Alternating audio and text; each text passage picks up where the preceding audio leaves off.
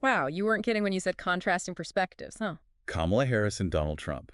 Yeah. Talk about polar opposites in the political world. Mm. It's like everyone has an opinion on them, Right. but getting past the surface and like really understanding the why Sure. behind those opinions, that's where things get interesting.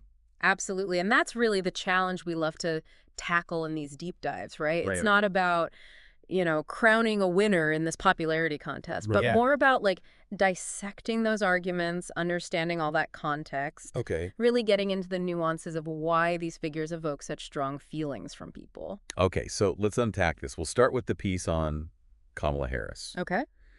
It seems like the main critique kind of revolves around this idea of consistency or maybe inconsistency. Okay. They point to her early career, specifically as California's Attorney General, Right.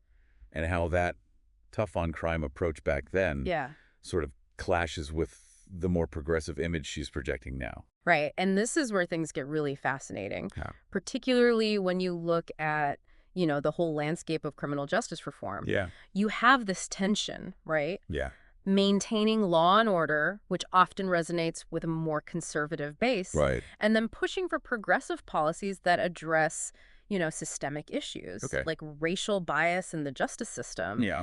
Harris has had to kind of navigate this tightrope throughout her career. Yeah. And the source uses her stance on marijuana as a prime example. Right. I mean, as Attorney General, she's overseeing all these prosecutions. But then as a senator, she's advocating for decriminalization. Sure. That feels like a pretty big shift. It is a shift, and it reflects a larger trend that we're seeing. Okay. Even in the past decade, public opinion on marijuana legalization. Yeah. It's changed dramatically. The political landscape has had to adapt. Right. So on the one hand, it's possible that her personal views evolved alongside these changes, but it's also important to acknowledge the realities. Yeah. Of, climbing that political ladder in a party that's become so much more progressive on this issue. Right. It's a complex stance, Totally. between personal conviction and political strategy. Yeah, that makes a lot of sense. Now, the source also takes aim at her time as vice president, particularly how she handled the border crisis. Right. They specifically call out their "do not come" message, Yeah. which, to be honest, always felt a little jarring even to me. That message really, epitomizes that tightrope walk that politicians face on immigration. You have those who want, stricter border control, and then you have those advocating for a more compassionate approach. Right. One that addresses the root causes of migration. Right. With that kind of blunt statement, she may have alienated those who are more progressive, Okay. while simultaneously not really appeasing those who wanted an even tougher stance. Right. It's like trying to please everyone and ending up No win. satisfying no one. And speaking of those tough positions, Yeah. the source brings up her approval ratings, which, haven't exactly been soaring. Right. They suggest she hasn't quite lived up to the transformative leadership that some expected. Yeah. But is that a fair assessment given the limitations of being VP? It's crucial to remember the weight of expectation placed on her, right? Yeah. She's not just the vice president. She's the first female, the first Black, the first South Asian Right. to hold that office. That carries immense symbolic importance. Yeah. But it doesn't negate the desire for those concrete policy achievements. Sure. So the question becomes, how do we measure progress? Right. And how quickly do we expect to see it, Yeah. especially within the constraints of that role? Yeah. Those aren't easy questions to answer. Right. And they speak to, I think, those broader complexities of representation in politics. It's almost like being a symbol isn't enough anymore. Right. You have to be a symbol who can also get things done. Yes. And quickly, which I can't imagine the kind of pressure that puts on someone. Precisely. Mm. And it really, I think, underscores the importance of digging into the nuances of her position. Okay. But now let's shift gears a bit Okay. and talk about the other figure you mentioned, Donald Trump. Okay. The source you provided paints a very different picture, It does. using words like amazing to describe him. Yeah. It really is. It's almost like they're talking about two completely different worlds. It's quite a contrast. Okay, so let's break down their arguments. Sure. They seem particularly drawn to his leadership style, Mm-hmm. calling it unconventional and direct. Mm. It's like they see him as the anti-politician. And that's a key, I think, insight into understanding the appeal of populism. Okay. which is something that he very effectively embodies. Okay. Many of his supporters felt unheard by what they perceived as the establishment, these career politicians that they felt were out of touch with their everyday lives. So his blunt style, his willingness to break from those traditional norms, really resonated with a segment of the population who were craving authenticity, even if it came with some rough edges. So it was less about the specifics of what he was saying. Perhaps. And more about the way he was saying it. Yeah. Like he was speaking their language. Exactly. His America First rhetoric. Right. You know, his attacks on the fake news media. Right. It all played into this narrative of him being this outsider, this disruptor, someone who was fighting for the average person against a system they felt was rigged against them. Wow. To really grasp the depth of this appeal, Yeah. we need to understand the underlying factors that fueled it. Okay. We're talking about economic anxiety stemming from things like globalization, Right. automation, cultural shifts that left some feeling left behind. Right. And just this deep sense of disenfranchisement with those in power. Yeah. He tapped into those sentiments, providing a voice to those who felt unheard. It's interesting how you frame it as tapping into anxieties that were already there. Yeah. The source that we're looking at praises his economic policies, particularly the tax cuts and deregulation efforts. They claim that these moves benefited the forgotten Americans. Yeah. But who are these forgotten Americans? Yeah, that term forgotten Americans is often used to describe those who feel left behind by economic and social changes. Right. Often residing in economically struggling areas. Right. Feeling like their concerns are overlooked by, coastal elites and the political establishment. Right. And did those policies really deliver on that promise? That's a complex question. Okay. On the surface, you did see some positive economic indicators during his presidency. Right. I remember those headlines. Exactly. Low unemployment rates, for example. Yeah. But critics argue that these gains were often unevenly distributed, with the wealthy benefiting disproportionately while income inequality continued to grow. I see. It's essential to look beyond those top-line figures and consider the nuances. How did these policies impact different demographics? Well, different income levels, different geographical areas? Right. It's rarely a simple answer. So it's kind of a mixed bag on the economic front. Yeah. One thing the source is very clear about, though, is Trump's foreign policy successes. Okay. They specifically point to his tough stance on China and his direct interactions with North Korea as examples. I see. Do you think those actions really represent successes in foreign policy? That's where we need to be careful about conflating action with success, right? Yeah. International relations are incredibly complex, with ripple effects that can last for decades. Right. So while his approach to China, particularly that trade war, definitely shook things up, the long-term consequences are still being debated. Right. Similarly, those meetings with Kim Jong-un, as historic as they were, they didn't ultimately lead to the denuclearization he'd hoped for. So maybe more style than substance in some of those foreign policy moves. Perhaps. And it really highlights, I think, why it's so important to consider all those viewpoints in foreign policy, right? Yeah. Especially when, a solely America First lens might overlook the broader global implications. Right. For instance, some argue that trade war, while it was intended to, protect American jobs, actually led to increased cost for consumers and hurt certain industries. Right. Meanwhile, you have others who contend that pressure on China while economically painful, was necessary to address those unfair trade practices. Right. It's complicated. It is. There are no easy answers. Okay. But getting back to the source material. Sure. One thing that really struck me was their focus on Trump's resilience. Yeah. Even after losing in 2020. Yeah. They seem to admire that never-give-up attitude. Yes, and that resilience is a major factor, I think. Okay. In his enduring appeal among a segment of the population. Despite all the controversies, the impeachments, the media scrutiny, he never backed down.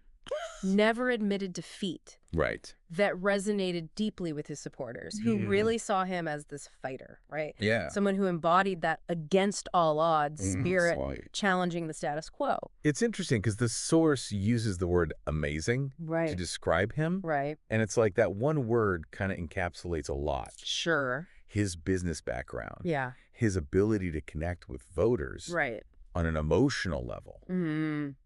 His impact on the courts with those Supreme Court appointments, his use of social media. Yeah. It's a very particular type of amazing, though. It is. It speaks to a specific set of values and priorities. Right. And it highlights those deep divisions that we see in our society. Right. For his supporters. Yeah. He represented that break from the perceived elitism and stagnation of the political establishment. Yeah. Wow. He was a disruptor. Yeah. A champion for those who felt ignored and left behind. Whether that disruption leads to positive outcomes or negative outcomes is still a subject of intense debate. Speaking of his impact on the courts, the source really focuses on those Supreme Court appointments. Yeah. They see it as like a major victory, a way to shape the country for years to come. Yeah, and it's undeniable that his appointments of Gorsuch, Kavanaugh, and Barrett will have a lasting legacy. Yeah. The court's ideological balance has shifted. Right. And we're seeing the impact already on issues like abortion rights, gun control, environmental regulations, just to name a few. Wow. This is perhaps, one of the most consequential aspects of his presidency, as it will continue to shape legal interpretations and potentially impact, the lives of Americans for generations. Right.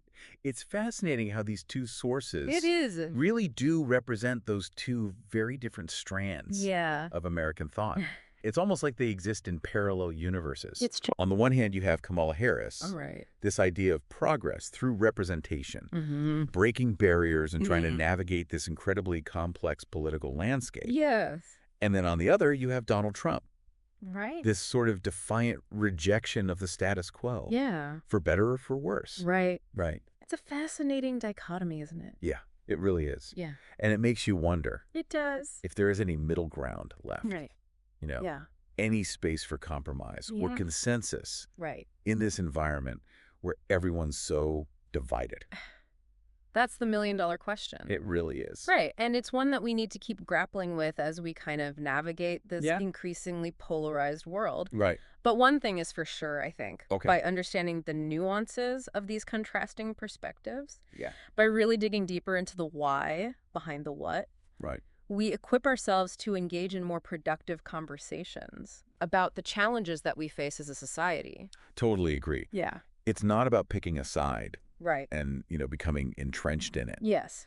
But really just trying to understand both sides. Exactly. More deeply to see where they're coming from. Absolutely. But before we go too far down that rabbit hole, let's bring it back to these sources for a second. Okay. One thing that stood out to me about the Trump piece was how they describe his media savvy. Right. They called him a master of the media. Right.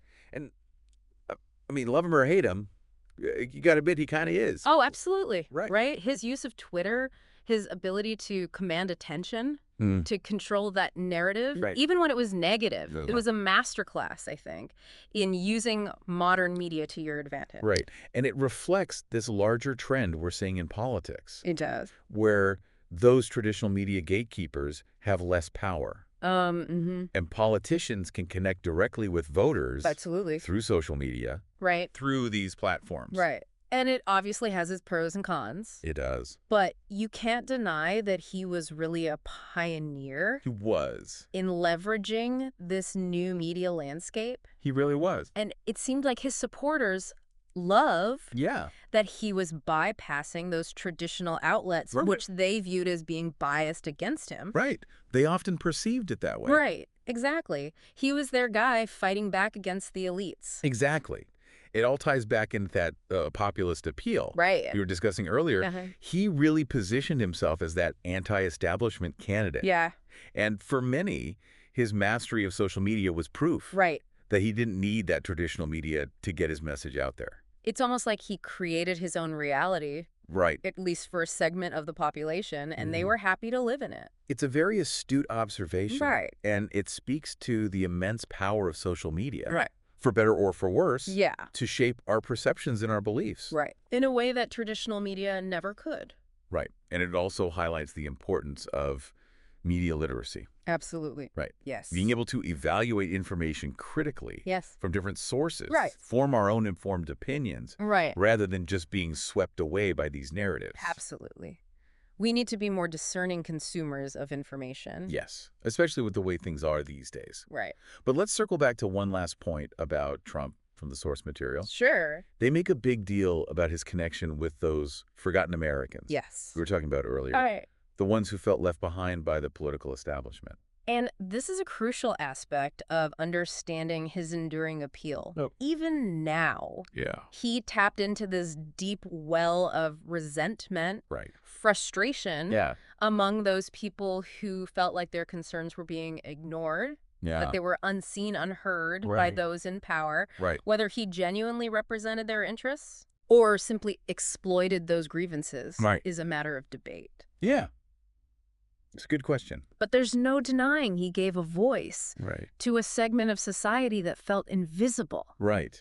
And that feeling of being seen and heard after being ignored for so long is powerful. It is. It's a powerful thing. Right. It makes sense why so many people remain fiercely loyal to him. Absolutely. Even now, long after he's left office. He represents something much bigger than himself to them. He became this symbol of their hopes, their frustrations, their anxieties about the future and the direction they see the country heading in. Wow. And that symbolic power, that ability to tap into those deeply held beliefs and anxieties. It's hard to overstate when it comes to, I think, understanding his enduring influence. It's like he gave them an identity rooted in that opposition. It's the power of us versus them, always so potent. Absolutely. A tale as old as time. But it feels so relevant now with the state of things. Right. It does. And it brings us back, I think, to those contrasting sources we've been looking at. Okay. We talked about Kamala Harris's journey as this barrier-breaking politician navigating criminal justice reform, immigration, the weight of representation. And we explored Trump's appeal, his rhetoric, his use of social media, and that ability to connect with those who felt unheard. Two figures who, on the surface, couldn't be more different, that they both tap into these currents of anxiety, frustration, and hope. So where does that leave us? Well, I think one of the most crucial takeaways, especially in a world just saturated with information, is how much of what we believe about these figures is shaped by what we already believe and how it's presented to us. These sources are like little windows. Yeah, two very different ways of seeing things. Two sets of values. It's up to us to grapple with those. It is, as engaged citizens. To consider the biases. Absolutely. And form our own conclusions.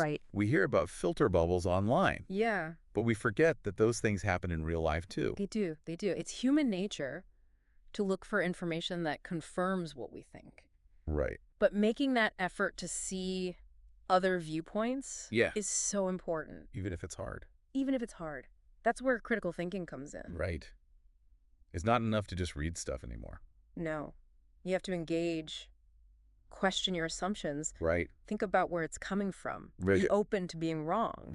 It's like that quote, the more I learn, the more I realize I don't know. Exactly. Things get more complex the deeper you go. They do, and that's the beauty of it. It is. Always learning, challenging yourself. So to wrap up this deep dive, we've gone through their backgrounds. We've talked about the controversies, the policies, perceptions. all of it. How they're seen by the public. And we really encourage you, the listener. We do. To think critically. Yes. Be aware of your own biases. Yes. And talk to people. Talk to people. Even when you disagree. Yes.